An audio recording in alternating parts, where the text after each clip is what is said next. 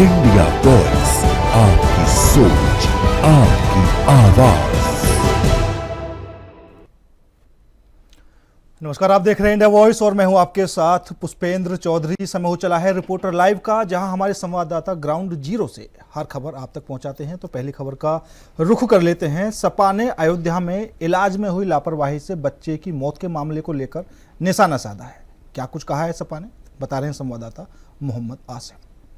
Samajwadi party ने इलाज के अभाव में बाप के कंधे पर बच्चे की मौत मामले को लेकर बड़ा हमला बोला है। एक्स पर पोस्ट कर समाजवादी पार्टी ने तस्वीर साझा की है और कहा है कि सीएम का कुल जमा विकास यही है। इशारों में समाजवादी पार्टी ने साफ तौर पर कहा कि यूपी में सीएम का जो दावा है वह फेल है और साथ ही साथ इसी तस्वीर के सहारे समाजवादी पार्टी ने डिप्टी सीएम ब्रजेश पाठक यानी कि स्वास्थ्य मंत्री पर भी जोरदार हमला किया है। दरअसल यूपी के अयोध्या के रहने वाले मुनीर के 12 साल के बेटे आरिफ की अचानक तबीयत खराब हुई। तेज बुखार होने के चलते उसे अयोध्या के राजऋषि दशरथ मेडिकल कॉलेज में ले जाया गया, जहां पर आरोप है कि वहां पर तैनात डॉक्टरों ने बेड और ऑक्सीजन न होने का हवाले देते हुए उसे कहीं और ले जाने की बात कही।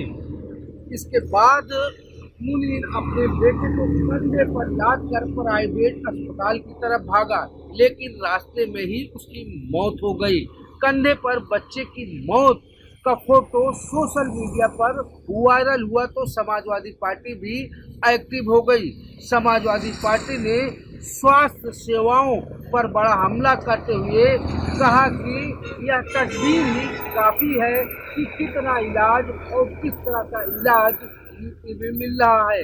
इशारों में समाजवादी पार्टी ने स्वास्थ्य व्यवस्था को चौपट बताया और सीएम योगी आदित्यनाथ पर भी निशाना साधा। समाजवादी पार्टी ने कहा कि सीएम का कुल जमा विकास यही सब है। हालांकि जिस तरह से 27 के लड़ के पहले समाजवादी पार्टी विकास के मुद्दे पर, कानून व्यवस्था को लेकर और स्वास्थ्य सेवाओं को लेकर लगातार सरकार पर हमला कर रही है, इससे सियासी पारा हाई हो चला है। सहयोगी इसरार के साथ Asif Beg, India voice, Lucknow. Reporter live में बढ़ते हैं अगली खबर की ओर। छांगुर का जाली नोट कारोबार से जुड़ा हुआ मामला सामने आया है। आखिर क्या कुछ पूरा मामला है, बता रहे हैं संवाददाता मोहम्मद आसिफ। अवैध धर्मांतरण के मास्टरमाइंड छांगुर बाबा का एक और बड़ा कारनामा सामने आया है। छांगुर बाबा गैंग के सदस्य भारत से लेकर नेपाल तक जाली नोटों का कारोबार करते थे। इस मामले में छांगुर बाबा समेत 13 लोगों पर कुशीनगर में एफआईआर दर्ज करा दी गई है। इसके साथ ही अब एसटीएफ से भी टीम सहयोग लेगी। दरअसल यूपी के बलरामपुर के रहने वाले छांगुर बाबा का बड़ा खुलासा हुआ था। खाड़ी देशों से पैसा इकट्ठा कर छांगुर बाबा और उनकी गैंग के लोग अवैध रूप से धर्मांतरण का गोरख धंधा चला रहे थे। इस मामले में छांगुर बाबा और उनकी सहयोगी नसरीन को गिरफ्तार कर जेल भेजा जा चुका है। छांगुर बाबा के मामले को लेकर एटीआर और एसटीएफ भी गहराई से छानबीन कर रही थी। इसी दरमियान कुशीनगर से एक बड़ा मामला सामने आया। कुशीनगर में छांगुर बाबा समेत 13 लोगों पर जाली नोटों के कारोबार का मुकदमा दर्ज किया गया है। जानकारी यह मिली है कि छांगुर बाबा गैंग के सदस्य देश से लेकर नेपाल तक जाली नोटों का कारोबार करते थे। इस मामले में अब गहराई से और भी छानबीन तेज हो चली है। सूत्रों के मुताबिक अब मुकदमा दर्ज कराने वाली टीम एटीएस और एसटीएफ से भी सहयोग मांगेगी और साथ ही साथ छांगुर बाबा का कितना और बड़ा नेटवर्क है, इस नेटवर्क को भी खंगालेगी। फिलहाल दिन ब दिन जिस तरह से छांगुर बाबा गैंग का कारनामा सामने आ रहा है, इससे एटीएस, एसटीएफ और योगी सरकार भी पूरी तरह से सकते में है। अब देखने वाली बात यह होगी कि आने वाले दिनों में छांगू बाबा गैंग का और कौन कौन सा खुलासा सामने आता है। सहयोगी राज के साथ आसिफ सेठ, इंडिया वाइज। बिल्डरों के साथ मिलीभगत करके अवैध निर्माणों को संरक्षण देने के कारण सरकार की जीरो टॉलरेंस की नीति पर सवाल खड़े हो रहे हैं। खबर पर ज्यादा जानकारी दे रहे हैं संवाददाता पुनीत मोहन। प्राधिकरण के उपाध्यक्ष लगातार अवैध प्लाटिंग और अवैध रो हाउसेस बनाने वालों के खिलाफ सख्त कार्रवाई कर रहे हैं, जिसका खामियाजा इसको खरीदने वालों को भी भुगतना पड़ रहा है। ऐसा ही एक मामला बिजनौर में हुआ है, जहां पर अवैध रो हाउस बनकर के तैयार हुए। जब ये बन रहे थे तो लखनऊ विकास प्राधिकरण के भ्रष्ट अधिकारियों और बिल्डर की मिलीभगत से इसमें शिकायत के बावजूद भी कोई हस्तक्षेप नहीं हुआ। लेकिन जब ये बन करके तैयार हो गए और बिक गए तो एमएलडीए ने वहां पर नोटिस चिपकाई है कि ये मकान अवैध हैं, इनको तोड़ा जाएगा। लेकिन ये लखनऊ में एक बानगी मात्र है। दरअसल पूरे लखनऊ में लखनऊ विकास प्राधिकरण के कुछ भ्रष्ट अधिकारियों और अवैध बिल्डरों के बीच में जो मिली भगत है, सीलिंग में डीलिंग का जो खेल है, उसके चलते जनता को काफी नुकसान हो रहा है और सरकार की किरकिरी हो रही है। इस वक्त हम नीलमथा से नगराम जेल रोड पर खड़े हैं और मेरे लेफ्ट हैंड पर आप जो ये साइड देख रहे हैं रो हाउसेस की, ये जगन्नाथगंज है। 4 जून को हमने इसकी खबर चलाई थी। आगे के आपको जो 2 मकान दिख रहे हैं, एलडीए ने कार्रवाई करते हुए इसको सील कर दिया था। लेकिन इसके बाद यहां पर सीलिंग में डीलिंग हो जाती है और लखनऊ विकास प्राधिकरण के ही भ्रष्ट अधिकारी बिल्डर को सलाह देते हैं कि इसको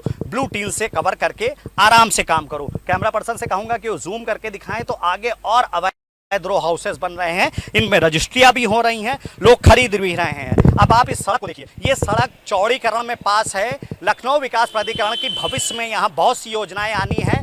आज लखनऊ विकास प्राधिकरण के कुछ भ्रष्ट अधिकारी बिल्डर के साथ मिलकर के इन अवैध रो हाउसेस को बनने दे रहे हैं। लेकिन कल जब यहाँ पर लखनऊ विकास प्राधिकरण की योजनाएं आएंगी, सड़क का चौड़ीकरण होगा, तो वही लखनऊ विकास प्राधिकरण के अधिकारी इन अवैध मकानों को खरीदने वालों के पास आएंगे, नोटिस चस्पा करेंगे और इसे गिराने की बात कहेंगे, जिससे सीधा नुकसान इन रो हाउसेस को खरीदने वाले को होगा।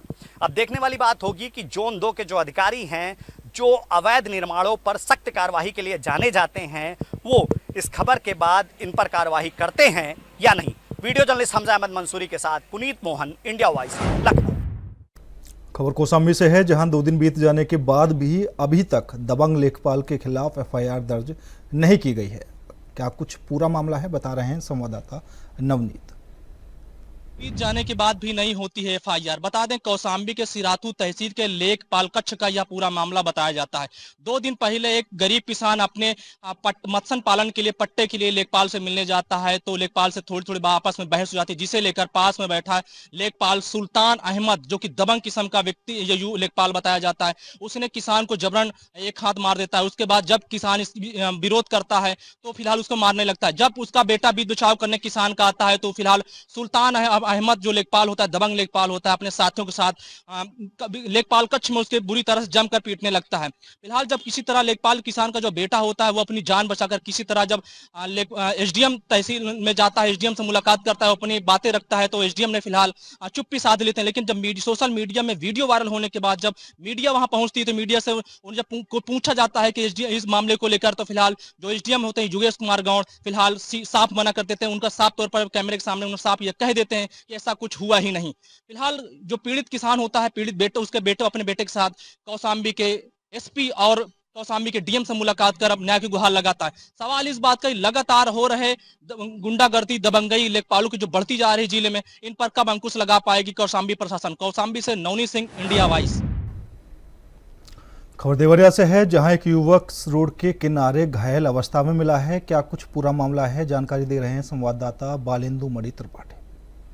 देवरिया जनपद के कुकुंदू थाना क्षेत्र के सेरवा बनोनी गांव निवासी रमेश चौहान पुत्र हीरालाल चौहान उम्र लगभग 32 वर्ष अपने ससुराल बरहट थाना क्षेत्र में पैना में रहते थे। बीते 19/8/25 को करीब शाम 7 बजे से आसपास बरसरा के समीप घायल अवस्था में पाए गए। पीड़िता के पिता हीरालाल चौहान का कहना है कि उनके बेटे रमेश चौहान को जो चोटें आई है वह एक्सीडेंट में नहीं आई है। उनका आरोप है कि उनके बेटे को अज्ञात लोगों द्वारा मारकर बरसरा के पास फेंका गया है। वही स्थानीय थाने की पुलिस का कहना है कि युवक की जो चोटें आई है वह रोड हादसे में आई है। घायल रमेश चौहान के पिता हीरालाल चौहान ने न्याय की मांग की है। उनका कहना है कि इस पूरे घटना की जांच कर उनके बेटे को न्याय दिलाया जाए।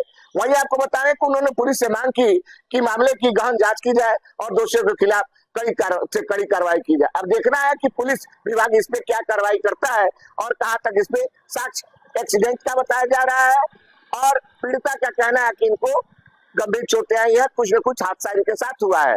अब वही देखते हैं कि पुलिस कहां तक इनके ऊपर न्याय और फरियाद करती है। देवरिया से बालेन्द्र त्रिपाठी, इंडिया वाइज। खबर बस्ती से है, जहां सपा कार्यकर्ताओं ने यूरिया खाद संकट और 7 सूत्रीय मांगों को लेकर जिलाधिकारी के माध्यम से राज्यपाल को ज्ञापन भेजा है। क्या कुछ पूरा मामला है, बता रहे हैं संवाददाता बवंदर। जनपद में समाजवादी पार्टी द्वारा 7 सूत्री ज्ञापन सौंपा गया, जिसको लेकर के आज किसानों की समस्या को लेकर के जहां समाजवादी पार्टी में काफ़ी रोष रहा है, उनकी समस्या का निदान सरकार की मांग करते हैं सरकार से। वहीं सपा जिलाध्यक्ष महेंद्र नाथ यादव जो कि सदर विधायक हैं, उनके नेतृत्व में आज समाजवादी पार्टी के नेताओं कार्यकर्ताओं द्वारा न्याय मार्ग से एक जुलूस के माध्यम से जुलूस निकाल करके और जिलाधिकारी कार्यालय पहुँच करके जिलाधिकारी के माध्यम से राज्यपाल महोदय को ज्ञापन दिया, जो कि 7 सूत्री मांगे हैं उनकी, जो कि किसानों की समस्या, जो कि आज के जिस समय यूरिया का संकट किसानों पर मंडरा रहा है, उसकी समस्या को दूर करने के लिए सरकार से मांग किया है। और वहीं बस्ती जनपद में वाल्टरगंज मिल जो कि चालू करने की भी मांग किया है। और वहीं जो जनता में जो स्मार्ट मीटर है, स्मार्ट मीटर के माध्यम से लगातार जनता को परेशान किया जा रहा है, उसको लेकर के उन्होंने शिकायत किया है कि इन सारी समस्याओं को जो है जनता से उसका दूर किया जाए। और ये लगातार उनके द्वारा इस तरीके इसका मांग किया जा रहा है। और उनका कहना है कि जो कानून व्यवस्था है, जो कि बस्ती ही जनपद नहीं पूरे प्रदेश में जिस तरीके से कानून व्यवस्था पूरी तरीके से ध्वस्त हो चुका है, चाहे चोरी हो, डकैती हो, हत्या हो, बलात्कार हो, आने वाले समय में लगातार जिस तरीके देखे पूरी हत्या की जैसे बाढ़ आ चुकी है। और उनका पूरा आरोप है कि इस सरकार में कानून व्यवस्था के नाम पर एक पूरी तरीके से एकदम पुलिस का इकबाल कुछ भी नहीं रह गया है, जो कि जहाँ देखा जाए कहीं ना कहीं जो है इन गुंडों पे जो है पूरी तरीके से मनोबल बढ़ चुका है। ऐसे में सरकार से मांग करते हैं कि इस पर कार्रवाई किया जाए और जनता को देखते हुए किसानों की समस्या का निदान किया जाए। बस्ती से इंडिया वाइज के लिए बवंदर यादव। खबर गाजीपुर से है, जहां पुलिस ने एक शातिर बदमाश को मुठभेड़ में गिरफ्तार किया है। क्या कुछ पूरा मामला है, बता रहे हैं संवाददाता सुशील। पुलिस के साथ हुई बदमाशों की मुठभेड़ खबर गाजीपुर जिले से है, जहां पर भदौरा के पास पुलिस अपने रूटीन चेकअप में खड़ी थी। मुखबिर की सूचना मिलने के बाद पुलिस सजग हो जाती है। उसी समय पुलिस ने देखा बदमाशों को, जो कि शेरपुर के पास प्राथमिक विद्यालय में बातचीत कर रहे थे और किसी व्यवसायी को मारने के वो फिराक में थे। फिर उसके बाद बदमाश जब जान जाते हैं कि पुलिस को ये पता चल चुका है, वहां से वो भागने का प्रयास करते हैं। पुलिस पीछा करती है और बदमाशों ने पुलिस पर गोली चला दी। ये ऑपरेशन होता है गहमर और जमानिया पुलिस की संयुक्त ये कार्रवाई थी, जिसमें खुद को घिरता देख बदमाशों ने पुलिस पर ही फायरिंग कर दी। पुलिस भी अपनी आत्मरक्षा में गोली चलाती है। एक बदमाश के पैर में गोली लगती है, बदमाश वहीं पर गिर जाता है लहूलुहान होके। उसका इलाज होता है भदौरा के अस्पताल में और एक बदमाश अंधेरे का फायदा उठाकर फरार हो जाता है। 5 बदमाशों को पुलिस ने गिरफ्तार कर लिया। गाजीपुर की सीओ जमानिया कृष्ण मोहन तिवारी ने बताया कि ये मुंबई में भी जाकर 5 करोड़ रुपए किसी व्यवसायी से लूटने वाले थे, लेकिन पुलिस ने बड़ी सफलता प्राप्त की। 2 देसी तमंचा, अदद कारतूस, खोखा और मोबाइल भी पुलिस ने बरामद किए। लगातार एसपी के कुशल निर्देशन में बदमाशों को पुलिस भेज रही है जेल। इंडिया वॉइस के लिए मैं सुशील तिवारी, गाजीपुर। खबर रायबरेली से है, जहां भीषण सड़क हादसे में एक बाइक सवार युवक की दर्दनाक मौत हो गई। खबर पर ज्यादा जानकारी दे रहे हैं संवाददाता राजू। रायबरेली में रफ्तार का कहर थमने का नाम नहीं ले रहा है। लगातार मार्ग दुर्घटनाएं हो रही हैं और लोगों की जान जा रही है। ताजा मामला रायबरेली जिला के भदोखर थाना क्षेत्र का है, जहां एक तेज रफ्तार अज्ञात वाहन ने बाइक सवार को कुचल दिया और घटना स्थल पर ही बाइक सवार की दर्दनाक मौत हो गई। बता दें कि जिस तरह से स्थानीय लोगों का कहना है कि मौके पर मौत होने के बाद स्थानीय लोगों ने पुलिस को सूचना दी। घटनास्थल पर पहुंची पुलिस ने शव को पोस्टमार्टम के लिए भेजा और परिजनों को जानकारी दी। परिजनों का रो रो कर बुरा हाल देखने को मिला। वहीं साफ तौर से कह सकते हैं कि जिस तरह से जिले में लगातार रफ्तार का कहर देखने को मिल रहा है और लोगों की मार्ग दुर्घटनाओं में जान जा रही है, ऐसे में कोई सख्त कदम जिला प्रशासन के द्वारा अभी तक नहीं उठाया गया। पहले भी कई बार बताया जा चुका है कि जिस तरह से जिले में आए दिन ऐसी मार्ग दुर्घटनाएं हो रही हैं, उसका कारण मात्र तेज रफ्तार है और तेज रफ्तार पर अभी तक जिला प्रशासन ने किसी प्रकार का शिकंजा नहीं कसा है। अब देखने वाली बात होगी कि तेज रफ्तार पर जिला प्रशासन के द्वारा किस तरह से शिकंजा कसा जाएगा, जिसके चलते लोगों की जाने जा रही हैं। इस पर कब अंकुश लगेगा। Raju Tiwari, India voice, Raebareli. खबर वाराणसी से है, जहां प्रॉपर्टी डीलर की दिन दहाड़े गोली मारकर हत्या कर दी गई। इस मामले में क्या कुछ पुलिस की तरफ से कार्रवाई हुई है, जानकारी दे रहे हैं संवाददाता श्रीकांत। सारनाथ में आज सुबह एक दिल दहला देने वाला वारदात सामने आया। 3 नकाबपोश बाइक सवारों ने एक प्रॉपर्टी कारोबारी की दिन दिहाड़े गोली मारकर हत्या कर दी। बताया जा रहा है कि कारोबारी अपने घर से अपनी साइड की तरफ जा रहा था। इसी बीच एक ब्रेकर के पास जैसे ही उसकी बाइक धीमी हुई तो इन बाइक सवार बदमाशों ने ओवरटेक करके कनपट्टी पे गोली मार दी।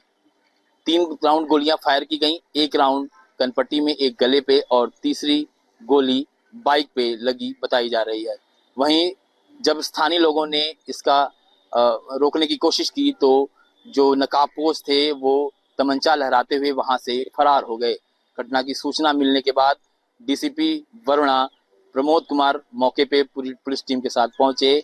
फॉरेंसिक टीम बुलाई गई, जिसके बाद घटनास्थल की जांच पड़ताल शुरू कर दी गई। वहीं शव को कब्जे में लेके पोस्टमार्टम के लिए भेज दिया गया। परिजनों व स्थानीय लोगों से पूछताछ की गई तो किसी के द्वारा भी अज्ञात बदमाशों का पहचान नहीं बताया गया। फिलहाल परिजनों की तरफ से तहरीर लेके पुलिस अग्रिम विधिक कार्रवाई की रही है। इस घटना के खुलासे को लेकर पुलिस द्वारा 5 टीमें गठित कर दी गई हैं, जो इस मामले की जांच पड़ताल कर रही हैं। Shrikant Upadhyay, India voice, Varanasi. खबर औरैया से है, जहां एसडीएम सदर राकेश कुमार सिंह का एक वीडियो सोशल मीडिया पर वायरल हो रहा है, जिसमें मंडी सचिव को उनके कार्यालय की मेज की दराज में लिफाफा रखते हुए स्पष्ट देखा जा सकता है। क्या कुछ पूरा मामला है, बता रहे हैं संवाददाता दीपांशु। की तहसील में एसडीएम सदर के कार्यालय का एक सोशल मीडिया पर वीडियो वायरल हो रहा है, जो उत्तर प्रदेश सरकार की भ्रष्टाचार की पोल खुलता नजर आ रहा है। आपको बता दें, औरैया सदर एसडीएम कार्यालय में मंडी सचिव आते हैं और एसडीएम साहब से वार्तालाप करते हैं। एसडीएम सदर से वार्तालाप करने के बाद में वह एक लिफाफा एसडीएम सदर की रैक में रख देते हैं और हाथ जोड़कर चले जाते हैं। कुछ समय बाद एसडीएम सदर वापस अपने कार्यालय में आते हैं और चुपचाप से लिफाफा निकालकर अपनी जेब में रख लेते हैं। इससे उत्तर प्रदेश सरकार की भ्रष्टाचार की पोल खुलती नजर आ रही है। हालांकि इस वायरल वीडियो का इंडिया वॉइस चैनल पुष्टि नहीं करता है। औरैया से इंडिया वॉइस के लिए दीपांशु। खबर जादूगोड़ा से है, जहां एक महिला ने खुले आसमान के नीचे एक बच्ची को जन्म दिया है। खबर पर ज्यादा जानकारी दे रहे हैं संवाददाता अकबर। इंसान की मानवता अगर मर जाए तो इस तरह की घटना देखने को मिलती है। आज एक ऐसी घटना सामने आई जो इंसान का संसार कर देने वाली घटना है। जी हाँ, एक विचित्र महिला जो 9 महीने अपने पेट में गर्भ करती है और अनजान जगह पे वो गर्भवती एक बच्चे को जन्म देती है और वो बच्चा तड़पता रहता है और माँ तड़पती रहती है। जी हाँ, ये मामला पोटका थाना क्षेत्र के पोटका इलाके के झड़िया बस्ती का है, जहां एक विचित्र महिला ने 9 महीना गर्भ में बच्चे को रखकर आज जन्म दी। जैसे ही इस बात की जानकारी बस्ती के लोगों को पड़ी, गांव के लोगों को लगी, गांव के लोग उस विचित्र महिला के मदद में आए और विचित्र महिला को तुरंत वहां से अस्पताल की तरफ भेजा। जी हाँ, अस्पताल भेजा और अभी जच्चा और बच्चा दोनों तंदुरुस्त हैं, दुरुस्त हैं। लेकिन सवाल ये उठता है कि आखिर इस विचित्र महिला का कौन है, कौन इस तरह से किया, आखिर इसका कोई पता नहीं चल पा रहा। लेकिन पुलिस लगातार ये प्रयास कर रही है कि आखिर विचित्र महिला का पति कौन है या फिर इसके साथ इस तरह की हरकत कौन किया है, ये तो जांच के बाद ही पता चलेगा। लेकिन मानवता जो शर्मसार हुआ है, ये तो बड़ा दुख वाली बात है, चिंता वाली बात है कि आखिर इस विक्षिप्त महिला के साथ ऐसा क्या नौबत आया कि ये बच्चा तो जो सड़कों पे जन्म दी है।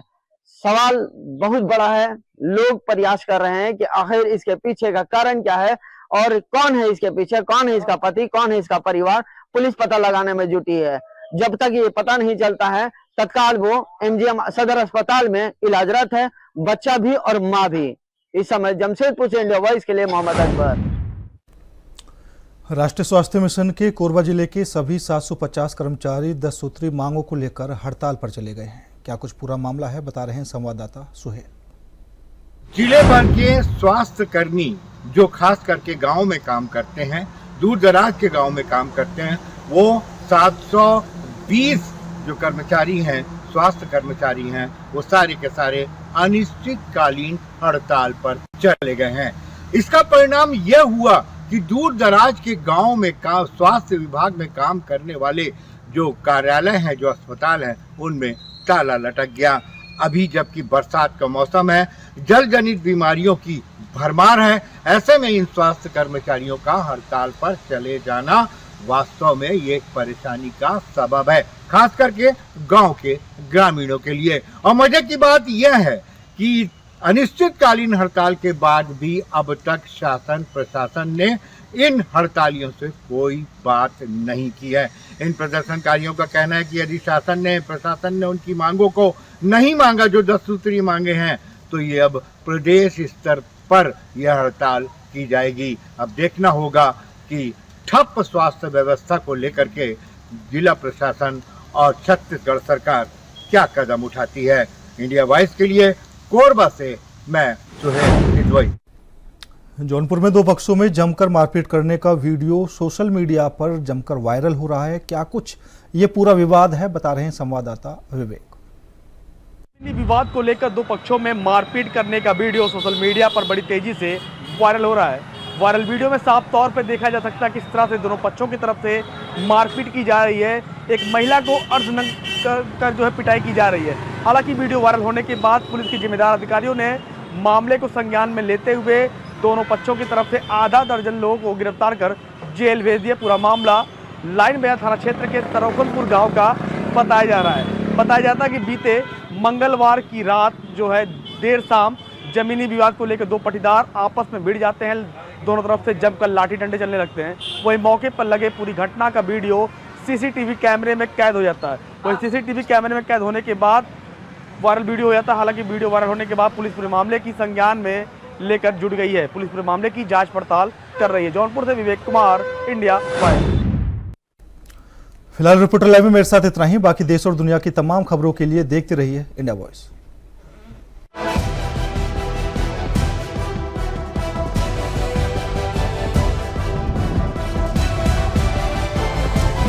इंडिया वॉइस, आपकी सोच, आपकी आवाज।